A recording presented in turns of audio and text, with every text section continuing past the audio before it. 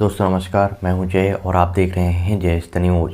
महाराष्ट्र में उद्धव ठाकरे को एक बार फिर से एक बहुत ही बड़ा झटका दिया गया है, वो भी एनसीपी पार्टी की तरफ से।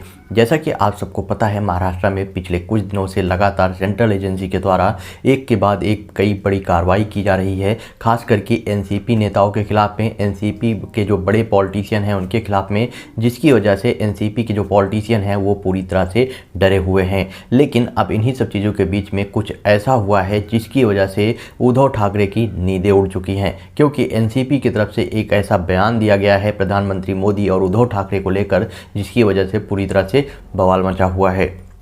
आप सबको बता दूं कि अजीत पवार जो कि इस टाइम डिप्टी सीएम हैं, शनिवार को वो जो है पुणे में मीडिया से बात कर रहे थे, एक सम्मेलन को जो है वो संबोधित कर रहे थे और इसी दौरान उन्होंने जो है पीएम मोदी को लेकर एक स्टेटमेंट दिया, साथ में ही उद्धव ठाकरे को लेकर भी बोला।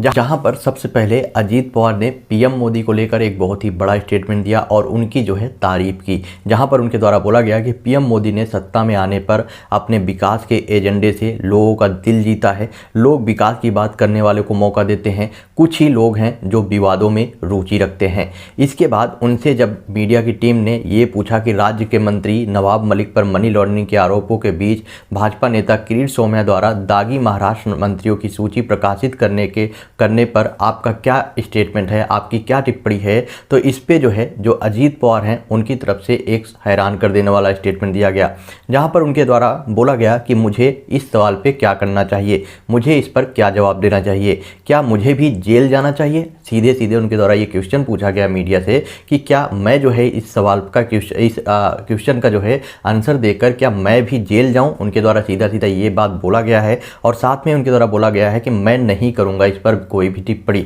मतलब कि जो भी बीजेपी नेताओं के द्वारा किया जा रहा है, अगर मैं उस पर कोई टिप्पणी करूंगा तो मैं भी जेल जा सकता हूं। ऐसा जो है उनका कहने का उस टाइम मतलब था, इसलिए मैं जो है इस पर कोई भी टिप्पणी नहीं करना चाहता। ये बात जो है सीधे सीधे बोली गई है, वो भी अजीत पवार के द्वारा। इसके साथ में आपको बता दूं कि इनके द्वारा बोला गया कि आप जो है बार बार ऐसे सवाल पूछते रहते हैं, लेकिन बहुत कम लोग हैं जो कि इन चीज़ों में इंटरेस्ट रखते हैं, इन चीज़ों में जो है रुचि रखते हैं। तो जो लोग विकास की बात करते हैं उनको जो है मौका दिया जाता है। पीएम मोदी जो हैं वो भी विकास की बात करते हैं। जब से उन्होंने जो है सत्ता पाई है उसके बाद से, सरकार बनाने के बाद लगातार वो जो है अपने विकास के एजेंडे पर बात करते हैं और इसी वजह से उन्होंने जो है लोगों का दिल जीता है। ये बात जो है सीधे सीधे अजीत पवार की तरफ से बोली गई।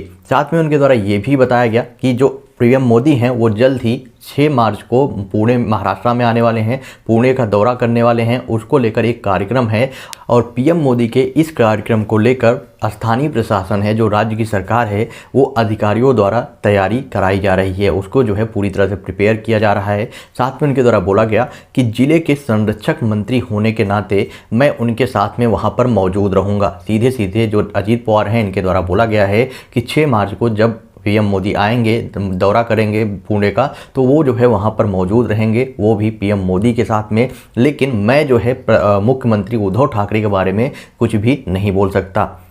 उनके द्वारा बोला गया कि उद्धव ठाकरे वहां पर उपस्थित रहेंगे या नहीं रहेंगे, इसके बारे में मैं अभी कोई भी स्टेटमेंट नहीं दे सकता, क्योंकि जो है उनकी स्वास्थ्य हालत सही नहीं है। तो हो सकता है कि उस टाइम जो मुख्यमंत्री उद्धव ठाकरे हैं वहां पर मौजूद नहीं रहें। लेकिन अगर बात की जाए मेरी, तो मैं जो है पीएम मोदी के साथ में खड़ा रहूँगा, क्योंकि पीएम मोदी जो है वो विकास के एजेंडे की बात करते हैं और उसी एजेंडे पर वो जो है पिछले काफ़ी टाइम से चल रहे हैं। तो मैं नहीं चाहता कि उनका साथ छोड़ूँ, मैं जो है पीएम मोदी के कार्यक्रम में शामिल होऊंगा और जो भी जरूरत पड़ेगी मैं उनका पूरी तरह से सपोर्ट करूंगा।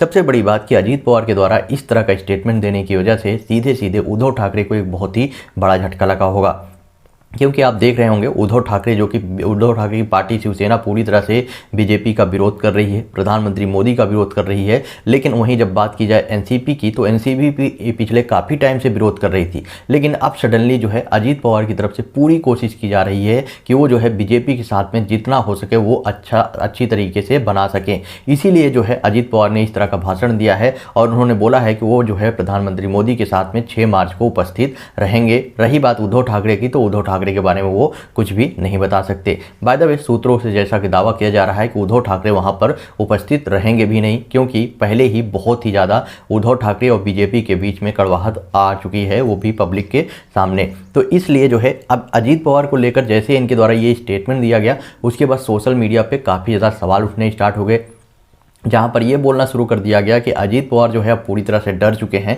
उनको पता है कि जिस तरह से सेंट्रल एजेंसी कार्रवाई कर रही है, पहले अनिल देशमुख के ऊपर, फिर जो है नवाब मलिक के ऊपर, और जो है अब कई बड़े पॉलिटिशियन का नाम जो है पब्लिक के सामने भी आ रहे हैं, तो हो सकता है कि आने वाले टाइम पे उनके खिलाफ में भी कार्रवाई हो जाए। इसीलिए वो जो है नहीं चाहते कि इन सारे के सारे विवादों में फंसें, इसीलिए वो जो है पीएम मोदी के साथ में हाथ मिलाना चाहते हैं, उनके साथ में लगातार जो है उनकी तारीफ पे तारीफ करते हुए नजर आ रहे हैं। देखते हैं आने वाले टाइम पे क्या होता है। लेकिन अगर बात की जाए शरद पवार की, तो शरद पवार की तरफ से अभी भी पीएम मोदी यानी बीजेपी के ऊपर जो है सवाल उठाए जा रहे हैं, उनके द्वारा उनकी कोई भी तारीफ नहीं की गई है। लेकिन अजीत पवार जो है इस कार्यक्रम में शामिल होने के लिए रेडी हैं, जो कि 6 मार्च को होगा, जहां पर प्रधानमंत्री मोदी जो है पुणे का दौरा करने आएंगे। आपका क्या ओपिनियन है अजीत पवार के द्वारा दिए गए इस स्टेटमेंट पर? आप अपना ओपिनियन कमेंट बॉक्स में बताएं और वीडियो को ज़्यादा से ज़्यादा शेयर करें।